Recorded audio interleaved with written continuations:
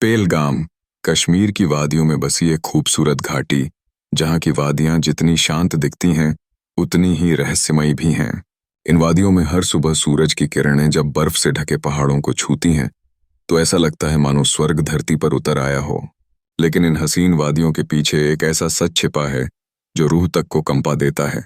ये कहानी है एक ऐसे सैनिक की जिसने अपनी जान की परवाह किए बिना देश की रक्षा की। नाम था उसका कैप्टन आर्यन सिंह।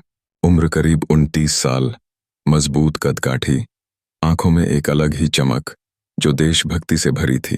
आर्यन बचपन से ही सेना में जाना चाहता था। उसके पिता भी एक रिटायर्ड फौजी थे जिन्होंने कारगिल युद्ध में हिस्सा लिया था। पिता की कहानियों से प्रेरणा लेते हुए आर्यन ने एनडीए में दाखिला लिया और फिर एक होनहार अफसर बनकर भारतीय सेना में शामिल हुआ। आर्यन की पहली पोस्टिंग हुई पेलगाम के पास एलओसी के बेहद नजदीक एक अग्रिम चौकी पर। यहाँ का मौसम बेहद बेरहम था, कभी बर्फबारी, कभी तूफान और ऊपर से आतंकियों की घुसपैठ की आशंका हर वक्त बनी रहती थी। लेकिन आर्यन जैसे सैनिकों के लिए ये सब कोई नया नहीं था। देश की रक्षा करना ही उनका धर्म था। उस चौकी का नाम था चोटी 17। यहाँ सिर्फ 12 जवान तैनात थे। हर रोज पेट्रोलिंग, निगरानी और पहाड़ों के बीच से गुजरते रास्तों पर नजर रखना उनका काम था। एक रात जब पूरा इलाका बर्फ की चादर से ढका था और ठंडी हवाओं ने हर किसी को ठिठुरा दिया था, तभी चौकी के वायरलेस पर एक संदेश आया। एलओपी 30 के पास संदिग्ध गतिविधि देखी गई है। सभी चौकियों को अलर्ट रहने का आदेश दिया जाता है। ये खबर मिलते ही चौकी में हलचल मच गई। आर्यन ने तुरंत अपने दस्ते को बुलाया। सभी ने अपनी राइफलें और साजो सामान तैयार किया। आर्यन ने अपने नक्शे पर एलओपी 36 की जगह चिन्हित की और अपने साथी हवलदार सुबोध के साथ एक रणनीति तैयार की।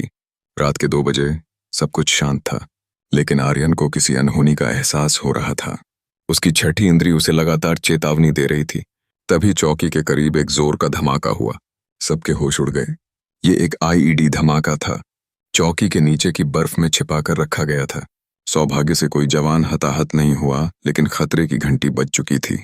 आर्यन ने बिना समय गंवाए अपने 4 सबसे भरोसेमंद जवानों के साथ पेट्रोलिंग पर जाने का फैसला किया। बर्फ में चलना आसान नहीं था, लेकिन उनके जोश के सामने हर मुश्किल आसान थी। रास्ते में उन्हें एक गुफा दिखी जो सामान्य दिनों में कभी नहीं दिखती थी।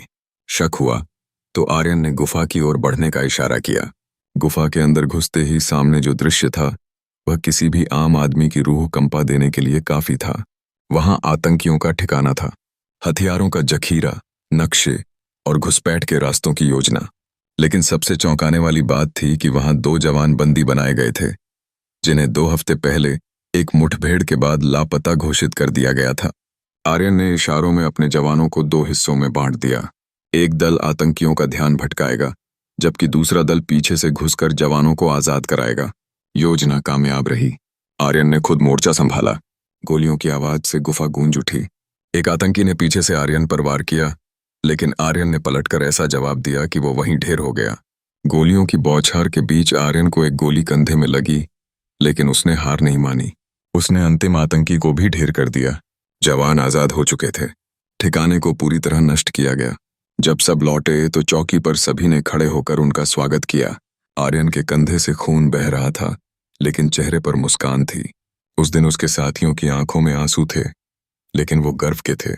अगली सुबह हेलीकॉप्टर आया और आर्यन को इलाज के लिए श्रीनगर ले जाया गया।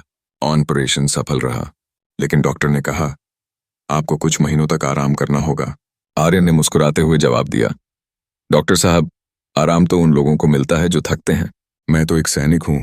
जब तक देश की सेवा कर रहा हूं, चैन से बैठ नहीं सकता। उसके इस जज्बे को सुनकर डॉक्टर भी भावुक हो गया। मीडिया में जब यह खबर पहुंची तो देश भर में आर्यन सिंह का नाम गूंज गया। उसे वीरता पदक से नवाजा गया, लेकिन वो कभी भी अपनी बहादुरी का बखान नहीं करता।